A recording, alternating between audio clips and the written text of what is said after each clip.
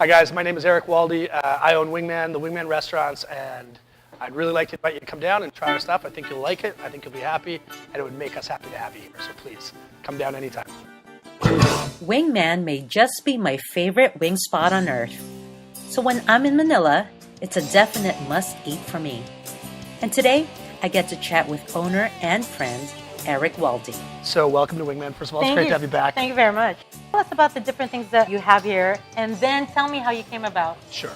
First one in front of you, this is the buffalo, classic buffalo. This is an interesting one. I like to travel. It's sort of my hobby. And I went to Morocco a couple years ago, and I got taught how to make a Moroccan blend over there. So there's a tremula, there's a Parmesan, this is a house-made hickory barbecue. This one here is tequila, chili, lime. All right. And then over here we've got what I call prairie fire.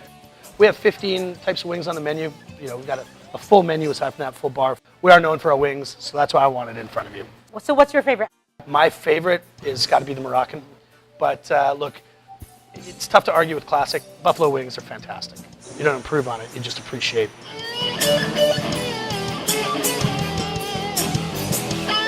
Being a guy who grew up playing a lot of sports, what we'd always do in Canada, like in the US, you play your basketball game or your, whatever game it is, and your teammates go out for wings and beer afterwards. And I couldn't find it when I was here, and yet I was playing on all these different teams with all these teammates that wanted to do this. And I thought, there's a demand, I know how to do it.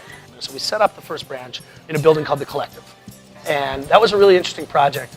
It was myself and a couple others who owned some stores in there that set up the whole building. Right. And the name The Collective came about almost as a joke because we didn't know what we were doing, but collectively we could figure it out. And it was sort of a low-risk opportunity to test out. It's sort of an area in West Makati that didn't have that high rent. It was easy for us to test out on a real shoestring. Like we bootstrapped the whole thing, and it took off.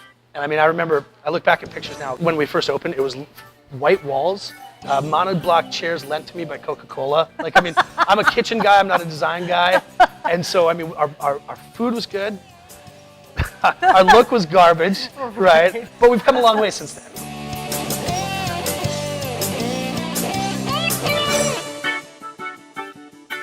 One of my visits, I saw somebody eating it with rice, and I was like, oh, okay. Struggle of a North American owning a restaurant in Manila. I was like, oh, is that rice? There's great fusion restaurants around, and some places want to blend, styles. That's fine, but I didn't want to do that. I wanted to open a wing spot that would be the same as one that you'd find in Orange County or Saskatchewan, Canada, or New York. I wanted it to be authentic. And so one of the things I did with that is I said no rice. And so for the first couple of years, people were always asking if they could buy rice. And I said, guys, I just don't have it on the menu. So they started going to a restaurant across the street from mine, buying rice and bringing it in. Oh my goodness. This restaurant had no customers. And they started jacking the price up on rice if you brought it into Wingman. And I thought, okay, we're going to do something about that. And so I introduced rice. And when you look at what the highest ordered items on my POS data is every month, it's always, chicken, rice, and beer. You can't escape it. Yeah, that's Filipino right there. So what else is on your menu? I wanted to have the things that I wasn't able to find here. And again, like I said, the food landscape in Manila has really changed in the past 6 years. There's great restaurants here now. And you can get anything. And actually, for me, that throws more competition my way. But I think for all of us, it raises the bar. Before, you could sell frozen burger patties. So at the time I opened, I wanted the things I couldn't get. Good, authentic, brined, proper wings at the right size. I wanted fresh ground burgers. I wanted slow braised pulled pork. So my menu is a reflection of the stuff that I used to eat in Canada that couldn't find here when I first got here. I mean, there's some things, honestly, that just don't fit, but because they're my favorite things, I keep them on. I grew up in a really cold climate, and one of the things that I love is the French dip, or beef dip. Growing up going to the ski hills, I'd get that all the time.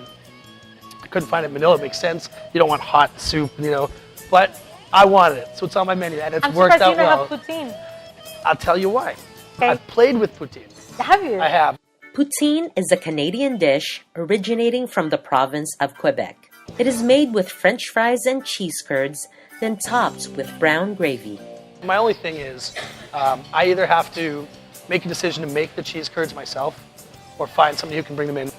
I don't want to do anything that I can't do right. And so some people were saying, well, just use mozzarella. Just put mozzarella with the poutine. Right. But that's not poutine.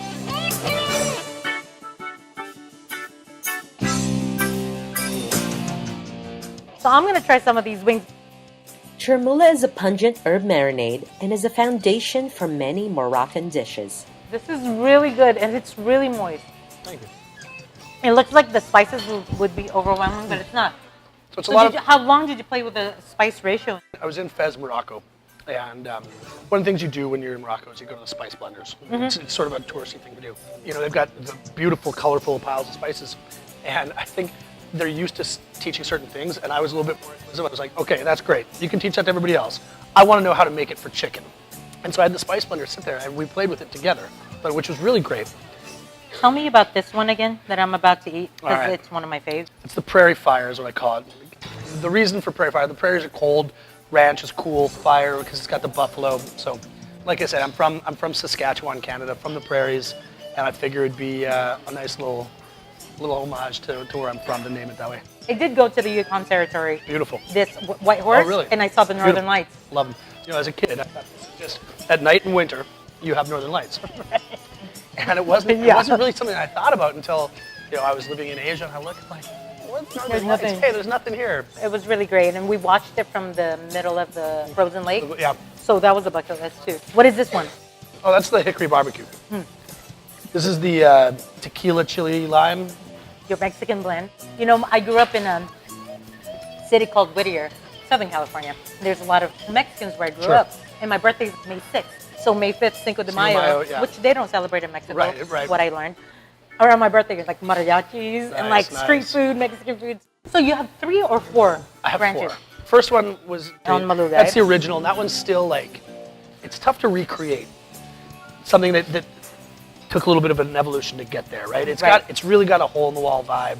The next one was our small spot in Newport City, which is by the airport. And then here, this is our biggest one. Like I said, this is sort of like my backyard. And then our newest one is in Quezon City at UP Town Center. And that one has a lot of the same look as this. In fact, it has a little more television screens, sports on all the screens, and the jerseys.